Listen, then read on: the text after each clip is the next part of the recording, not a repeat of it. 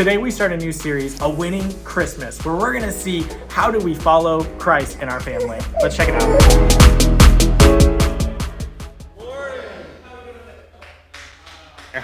Let's try that again. Now, good morning. You can hear me so much clearer. Sometimes I don't even need a mic though. I could just yell loud enough and it would pick up. But hey, we are so glad that you are here today. A reminder, if you are here, we want you to know it. So if you're new with us, we'd love to just meet you at the tent and be able to chat with you and say hi as we kind of kick off this Christmas season. And today we are doing that with a new series called A Winning Christmas. And you're like, what does a winning Christmas mean? Personally, I love to win Christmas. That's always my goal when it comes to presents with me and my wife. Not with the kids, because she buys all those presents pretty much and says what we're giving them. But between me and my wife, I try to win Christmas and have better gifts. You guys are really quiet, so apparently that's not a good idea to do with your spouse. But if we're honest, sometimes when we think of winning Christmas, it's maybe because there's some things in our families that if we're honest about don't look the best. You know, this is a time of year where you want everything to look picture perfect. Over the kind of Thanksgiving break, my family and I, we drove to California with kind of some of my in-laws and their family. We were on the beach, it was fun, and we decided to do our family photo shoot for the year of our family at the beach. And my mother-in-law, who's a photographer, reminded us, this is gonna be a lifestyle shoot. I was like, what does that mean? She's like, it means that all your kids are probably not gonna be looking at the camera smiling for one picture. And I was like, that's fair enough. Because it was a chaos, it was fun, we had great memories, but everyone's on the beach. Like if we get one picture where everyone's looking at the camera and smiling, it's because heads were like photoshopped in from other pictures to make that happen. But at Christmas time, it can be so tempting to make it look like our life, maybe personally, maybe our family has everything together. We want to post that picture in front of the tree and like look like a Rockefeller Christmas, like everything's great. But if you're honest, maybe your Christmas is trending more to look like Die Hard than It's a Wonderful Life, okay? Maybe you have some things in your life that if you're honest about, there's some stuff that just needs to be kind of cleaned up. And today, as we kind of jump into the series, and we're going to be in Genesis chapter 27, we're going to see how the Bible kind of lifts the lid off a family. And we get to see into the life of Isaac and Rebekah and Jacob and Esau, and we get to see their story and how they tried to maybe have sort of a winning life and kind of present something happening. Because if we're honest, maybe if we lift the lid up off things, it might not be as pretty as we want to know. Recently, HBO is doing a series called Hard Knocks. Anyone know or care? That's exactly what I thought. One person, awesome. So they're doing in season, they're following an NFL football team. Anyone know who they're following? The Arizona Cardinals. You know what our record is? 4-7. It's a bye, so we ain't losing this week at least. Can I get an amen? But full disclosure, I watched the first 2 episodes. I was gone for Thanksgiving. I have not watched the last 2. And part of me doesn't know if I can, because it physically hurts to watch. Like, when I know, I'm like, oh, they lost that game. Like, this is going to be a really depressing episode. Like, it's not going to be a happy ending. It's not going to be a sitcom. It's just going to end terrible. And the problem is when you lift the lid off a locker room, especially in a team that is just being destroyed and having a horrible season, it gets a little ugly. And sometimes, if we were to lift the lid off of our family, what might it expose? And today we're gonna see that this kind of happens in this family in Genesis chapter 27. And here's a question that I want us to ask, because we're gonna see is a little ugly in this family. And there's kind of some issues in this family and some division that starts to happen. And when you read this story, you almost kind of hear it this way. I think of the words of Jesus, that a house divided as against itself cannot stand. And that's exactly what happened with this family in Genesis. But our question for us today is, how can our families turn into an episode of Hard Knocks? And maybe, though hopefully the thing is how can we prevent that? But if we aren't careful, what are the things that might happen in our lives that slowly chip away? The signs that, okay, something's a problem. The signs that things are not great, and how we can avoid it. So if you have your Bibles, if you haven't already, go ahead and flip to Genesis chapter 27. In Genesis chapter 27, and I want to give you some encouragement / some discouragement probably at the same time. That as we kind of jump into this, and we're going to kind of see this in this family of Jacob and Rebekah and their sons Isaac and Esau. Esau and Jacob, that as we kind of look at this family, that this was a God-fearing family. This was people who followed God, who did the right things. They didn't have church kind of at that time, but they would have been a church-going family that showed up on Sunday. But there were still some major issues and some things behind the scenes. And as we go through this and read it, I want to challenge you, and I want to have you just let God convict you. That maybe there are some things in your life that you're not proud of, and our temptation is we just want to hide those. We just want to push those off. We just want to smile through the holidays, give gifts, and think everything's going to be better in January. But if we keep hiding that stuff, it's only so long before it comes to the surface, it bubbles up, and it becomes bigger. And what we're going to see in this family today is there's some signs we can look at that when we kind of see is like, how is this happening in our lives and how can we prevent it? And all of this starts when we talk about this family that we kind of lift the lid on, that is hurting, that is struggling. It all starts with a declining father. Check out Genesis chapter 27, starting in verse 1. It says, when Isaac was old and his eyes were so weak that he could not see, he called his older son Esau, and he said to him, my son. And Esau answered him, he said, here I am. He said, look, I am old, and I do not know the day of my death. So now take your hunting gear, take your quiver and bow, and go out into the field and hunt some game for me. Verse 4, then make me a delicious meal that I love and bring it to me so that I can bless you before I die. Now, here's what's going on here is Isaac, who is kind of this guy, if you've been with us, we're kind of starting a new series, but we're continuing through the book of Genesis. But Isaac is the famous son of Abraham. And his dad was like this big looming figure, this father of faith who did all these amazing things. And Isaac, even though we kind of talked last week, he was a little bit of an ordinary man, he still made a good life for himself. He dug wells, he promoted, he got wealth, he built a family, he had some accomplishments on his belt. But as strong as Isaac started, at this point in his life, he's pretty weak. And he's kind of weak for two reasons. One, he's literally kind of, time has caught up to him. He's old, he's almost on his deathbed. But the second thing is that he's also kind of strayed from the path. And we're going to see in just a little bit how he kind of has hurt himself and what are the things he has done to get him out of there. But I think here's a little key thought we need to pull from him. And from each one of these things, we're going to pull kind of a key thought of how we can apply this, how we can challenge ourselves with this, is we see this declining father. And here's something I think that we need to pull here, is that what you are at one stage in life does not guarantee what you will be at a later stage in life.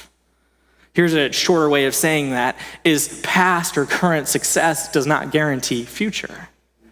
And just because Isaac had done something, just because he had been successful, doesn't mean that when he got complacent, doesn't mean that when he stopped following God and being faithful, that it wasn't gonna end in a dumpster fire.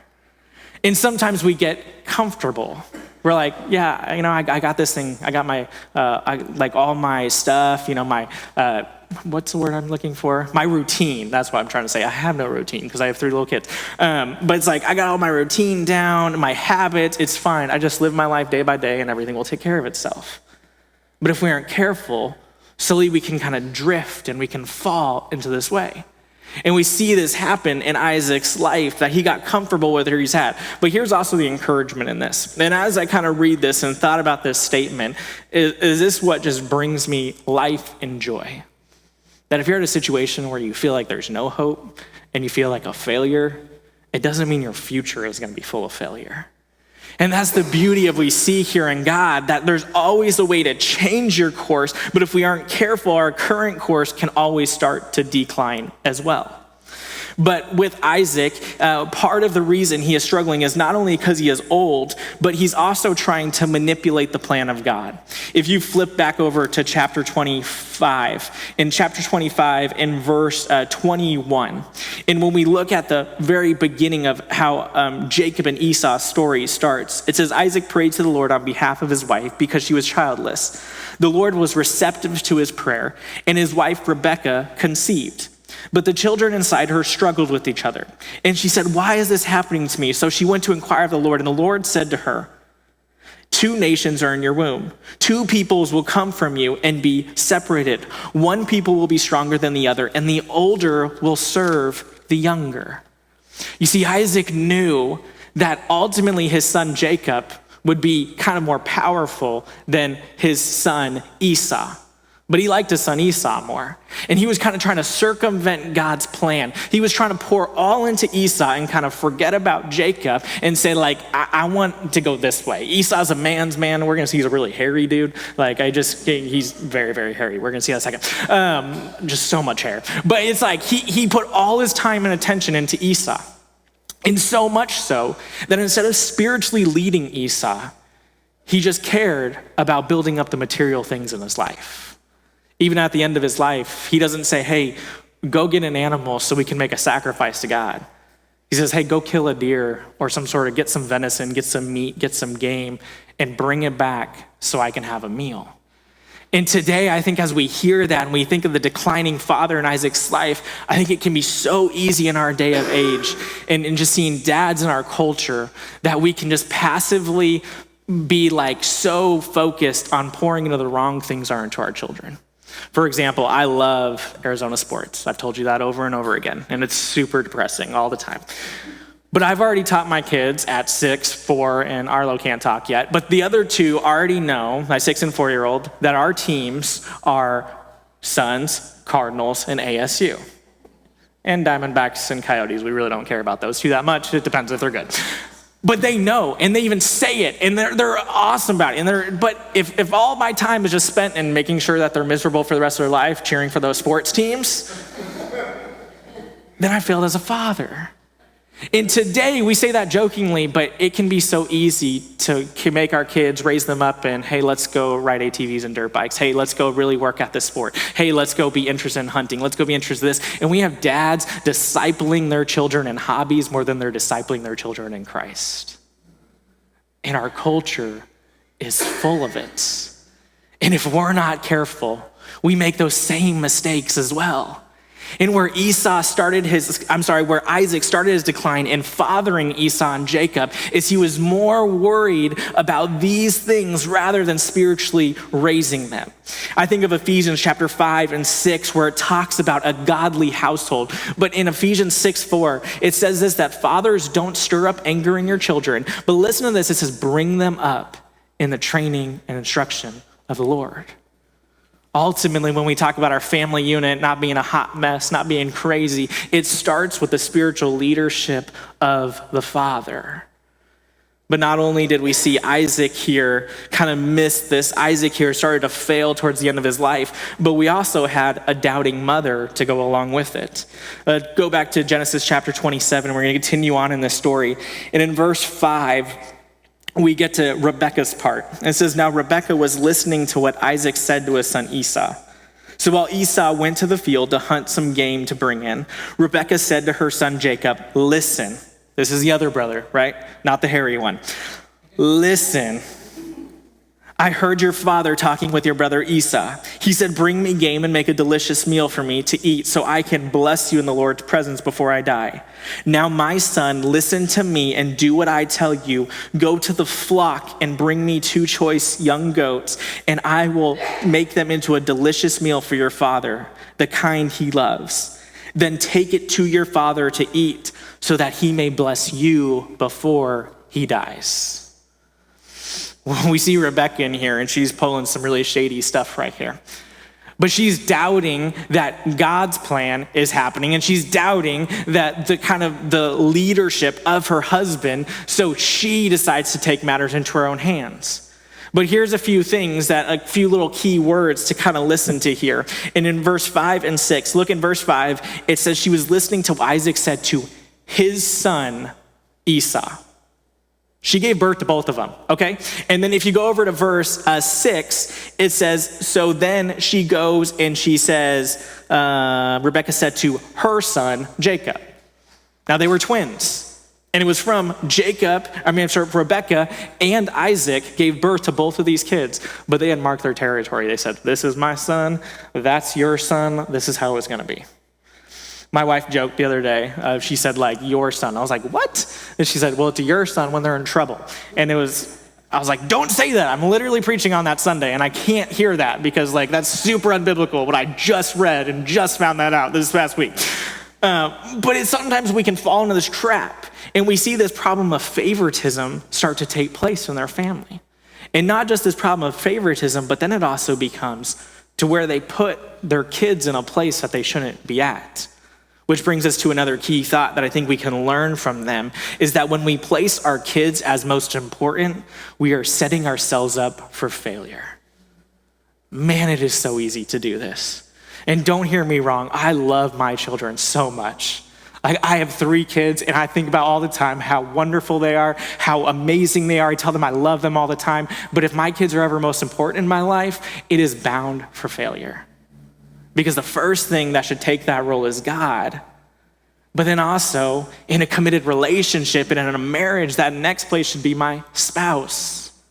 And you see, both of them neglected this. Both of them weren't following God's plan. They weren't consulting God on the matter. And then they started becoming at war with themselves, so they put their kid on a pedestal they should never be at. And then they started making decisions for what they thought their kid's best interest was in mind. Man, I think we see this so much in our world today, where especially when you have a bad childhood or you have something that you don't like, and then you're like, well, I'm gonna give my kids the best. I'm gonna sacrifice everything to give my kids the greatest thing. And I'm gonna make them my little center, my flower, my beautiful thing, and all my failed hopes and dreams I'm gonna make sure come true in my kid. But if we're doing that, and instead of seeking God, instead of seeking Him, we're bound to make some mistakes. We're bound to just fail here. And it shows in what these kids become. Because not only do we have this declining father, not only do we have this doubting mother, doubting God, doubting her husband, but we also see it leads to a deceiving son. Pick back up in verse 11 as we continue the story. It says, Jacob answered Rebekah, his mother, look, my brother Esau is a hairy man, but I am a man with smooth skin. He's like, problem 1, I'm smooth, he's hairy, right? He's like, we got some issues. I used to get asked if I shaved my arms, like when I was, and still even today, like I'm wearing long sleeves. I'm like, no, I've never shaved my arms. I just am not a hairy dude, and I am thankful for it forever, right? It's amazing. So I can feel with Jacob, be like, dude, my brother looks like a wildebeest. I do not. Like, this isn't gonna work. Dad can't see, but dad can feel, so it's a problem. But she says, verse 12, and he continues, suppose my father touches me, then I will be revealed to him as a deceiver, and he will bring a curse on me rather than a blessing on myself. Now let's kind of break this down for a little bit. Jacob, actually, this name means schemer. So this Jacob's like kind of foreshadows, like his life is going to be full of some deceit. He actually gets renamed later on. We're gonna get there. I can't fast forward ahead yet. But Jacob's name literally means schemer. It means he wants to deceive. There's a quote by Sir Walter Scott and talks about this because I think this is a kind of a big step that we're going to see goes down a long rabbit hole. But says, oh, the tangled web we weave when we first practice to deceive.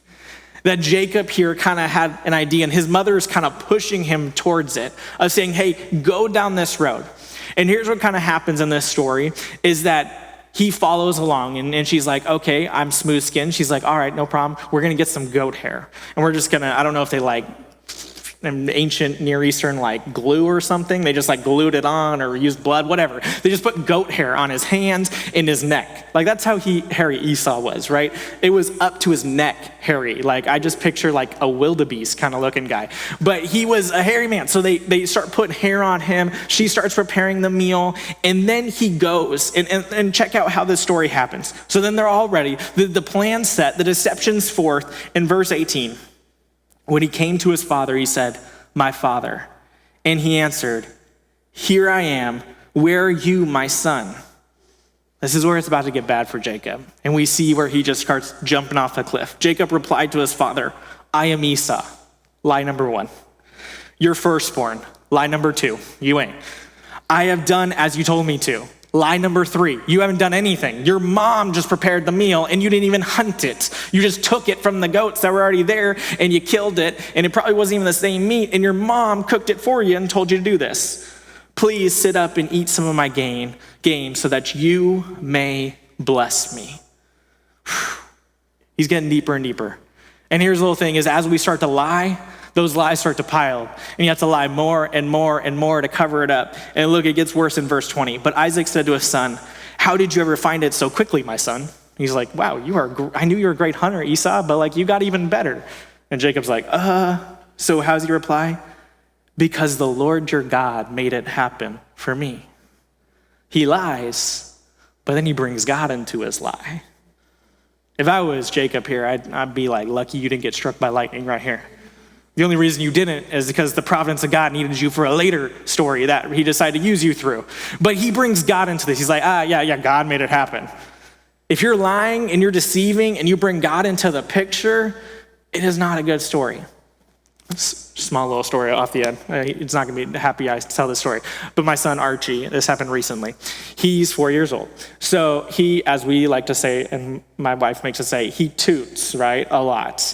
And for whatever reason, he'll be honest about other things. He is not like to fess up when that happens. So he's sitting next to me, literally is audible, and I can smell it. And I'm like, dude, what the heck? I'm like, what, I was like, you just toot? He's like, no. And like, he won't fess up. And I'm like, just be honest, stop lying. And then we're getting mad at each other because I'm like, why are you lying about this? Just be honest. It's okay, you can do it. Just be honest. And he says, God, no, I didn't toot. I'm like, buddy, be careful. I was like, you can lie to daddy and daddy might not know for sure, but you can't lie to God because God definitely knows if you're telling the truth. And Jacob here, it's like, all right, you might trick your dad, but when you put God into the story, you are bound for failure.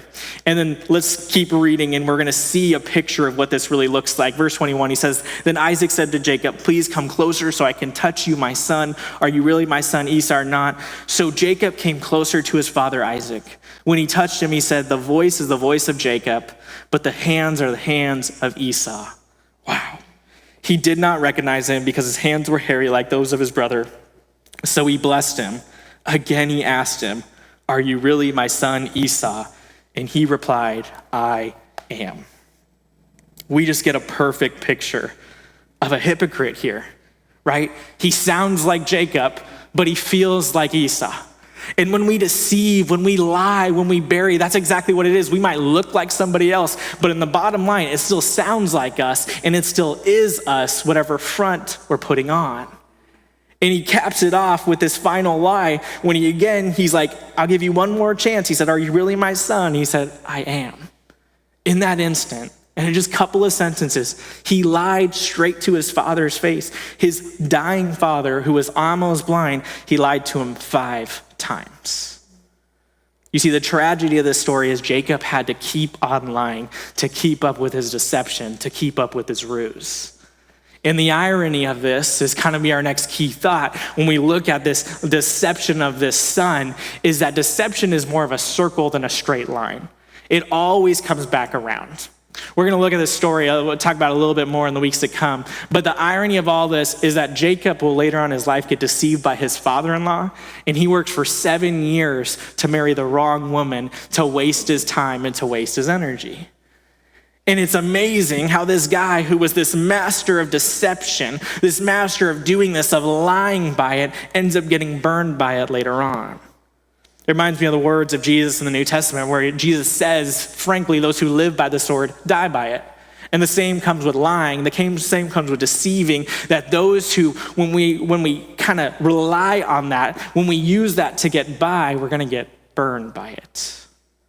I've seen this in counseling sessions so much, and I've also read more and more how this is happens so often, that usually when there is one spouse that is always suspicious, one spouse that is accusing someone else of cheating, accusing someone else of lying, most of the time it's because they're cheating and they're doing something dishonest that they're scared is going to get found out. So all of a sudden they start projecting all that behavior outward because it's eating at them inside, and they think it must be happening to me because I'm doing it to them. And we see this kind of happens in Jacob's life, that kind of plants this seed that will continue to build for years to come. But the last thing we see in this story, and the last character that we see here, is we see a disgruntled brother. skip down to verse 30. What happens here is after all these lies, Isaac actually goes and he does bless Jacob. He blesses Jacob thinking he is Esau. And in verse 30, it says, as soon as Isaac had finished blessing Jacob, and Jacob had left the presence of his father Isaac, his brother Esau arrived from his hunting. He had also made some delicious food and brought it to his father. He said to his father, let my father get up, and let's eat some of his son's game so that you may bless me. But his father Isaac said to him, who are you? He answered, I am Esau, your firstborn son. Isaac began to tremble uncontrollably. Who was it then? Who hunted game and brought it to me? I ate it all before you came in, and I blessed him. Indeed, he will be blessed. When Esau heard his words, he cried out with a loud and a bitter cry and said to his father, bless me too, my father. Verse 35, but he replied, your brother came deceitfully and took your blessing. So he said, isn't he rightly named Jacob? For he has cheated me twice now. He took my birthright, and look now, he has taken my blessing. Then he asked, haven't you saved a blessing for me? It's so amazing here that Esau's a grown man at this time. It almost sounds like a child. And he's mad and he's so angry and he's wrapped up in this, but he's just letting this emotion out. Verse 37, he says, but Isaac answered Esau, look, I have made him a master over you, have given him all his relatives as servants, and have sustained him with grain and new wine. What then can I do for you, son? Esau said to his father, do you have only one blessing, my father? Bless me too, my father. And Esau wept loudly. His father Isaac answered him, look, your dwelling place will be away from the richness of the land, away from the dew of the sky above. You will live by your sword, and you will serve your brother. But when you rebel, you will break his yoke from your neck. It's kind of a tragic scene we see here, where Esau, once he finds this out, he doesn't take it well. He doesn't go, that's Jacob, that's the deceiver. And like, my brother got me again. Instead, he's angry. He's mad, and he's this mix between like angry and probably wants to like strangle his brother because he's like the smooth-skinned deceiver, whereas I mentioned this is the really hairy big dude who likes to hunt. Even says Jacob liked to stay at home and just like make a stew, and Esau went and ripped a deer open with his bare hands or something. So like these are the contrasting things we have. So Esau's angry here, but I think we also need to set this in context, and we need to get the idea that Esau's not completely the victim either. If you skip back to verse 26, in 26 chapter 34, it says, when Esau was 40 years old, he took as his wife Judith, daughter of Bera the Hethite, and Basemath, daughter of the Hethite. They made life bitter for Isaac and Rebekah. He was told as a kid to go and marry some people in your own tribe from your own land, and he completely disregarded his parents' wish. And he went and not took one, but took two wives of the people that were around him that didn't agree with their beliefs and their God at all. So he was already kind of doing there. We also get in Genesis chapter 25, there's a famous story where after he's hunting, he sells his birthright for one meal, for one little thing of stew. And he's really dramatic. It says, I'm about to die. I'm pretty sure you could have made it a little longer. And he's like, all right, you can be the older birthright, pretty much saying like, you're the older brother practically, and I'm going to sell that to you for this pot of stew that he sells to his brother.